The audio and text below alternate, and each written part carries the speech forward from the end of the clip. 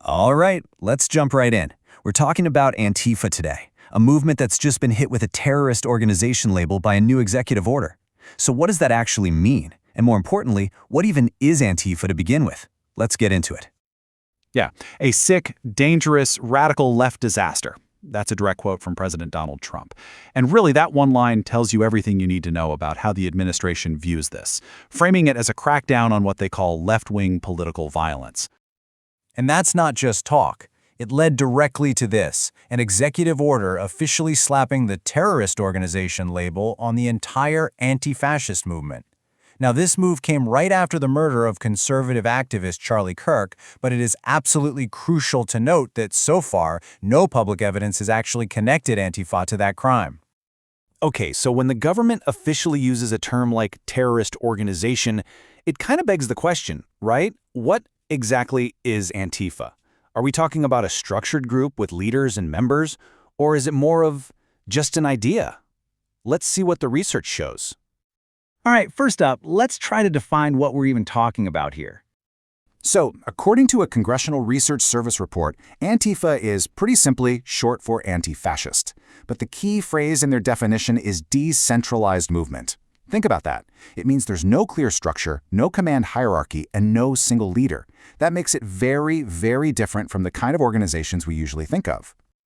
And this is where you see the huge disagreement. The administration sees Antifa as an organized political group that's responsible for violence. But on the other side, you have a lot of extremist experts and even former FBI Director Christopher Wray who see it as an ideology. And if it's an ideology, well, that's where the First Amendment and the right to free speech come into play.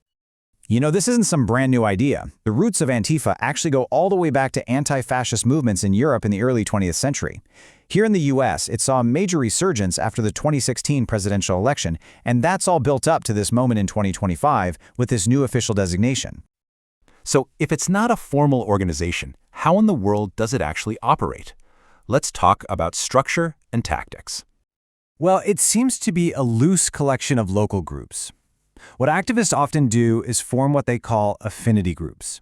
These are just small, informal crews. We're talking maybe 3 to 8 people who build trust with each other and then coordinate what they're going to do, often using encrypted messaging apps to share their plans. A lot of their actions are justified under this umbrella term called direct action. And that term can cover a huge range of things. It could be street protests or tracking right-wing groups online, but it can also be actions that are clearly criminal, like shattering windows or burning police cars. And that massive spectrum is a huge part of what makes this also controversial. Which brings us to the heart of the controversy, the violence and the legal challenges. So with all this talk and political rhetoric, you have to wonder, right? How many actual terrorist incidents has U.S. law enforcement linked to Antifa? Well, according to the data, the number is 0, not 1. And that fact is absolutely central to this whole debate over the terrorist label. Now, that does not mean there hasn't been violence. In 2020, a self-identified Antifa supporter did shoot and kill a member of a far-right group. And in 2021, 2 men that prosecutors described as Antifa were found guilty of conspiracy to riot. But when it comes to the very incident that seems to have triggered this executive order, the murder of Charlie Kirk, we come back to the same point. There is no public evidence linking Antifa to that crime. All of this brings up a massive, massive constitutional question.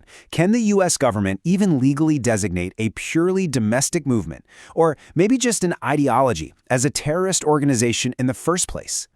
Let's break down the 2 sides of the argument. The administration's position is that this designation is a tool. It unlocks expansive surveillance powers and allows them to investigate things like foreign funding.